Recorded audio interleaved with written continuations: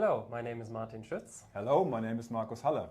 Hello Markus. So you brought along with you the new T210 shaft torque transducer. So I presume we have frequency output and analog output.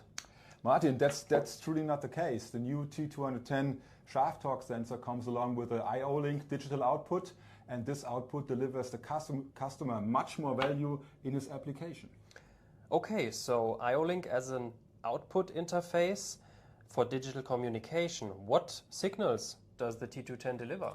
Yes, the T210 delivers much more than just a torque output signal. So it delivers, beside torque, also speed, angle, and as well as temperature, which was before not possible.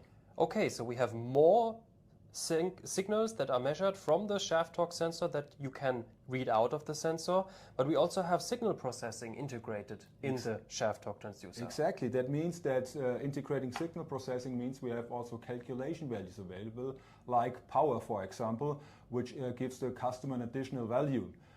Besides the process data delivered to the customer, the sensor also delivers statistical values like peak values, mean and max values, and this delivers the customer additional information about his process health.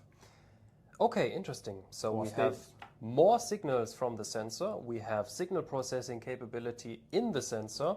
Now with the IO-Link interface, you can just connect it into any field bus architecture.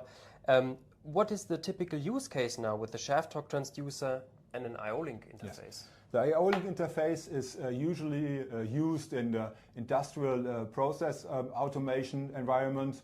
So, for example, end-of-line testing, where you can consider to test electrical motors, small electrical motors, or even any other end-of-line process where torque is mandatory to measure.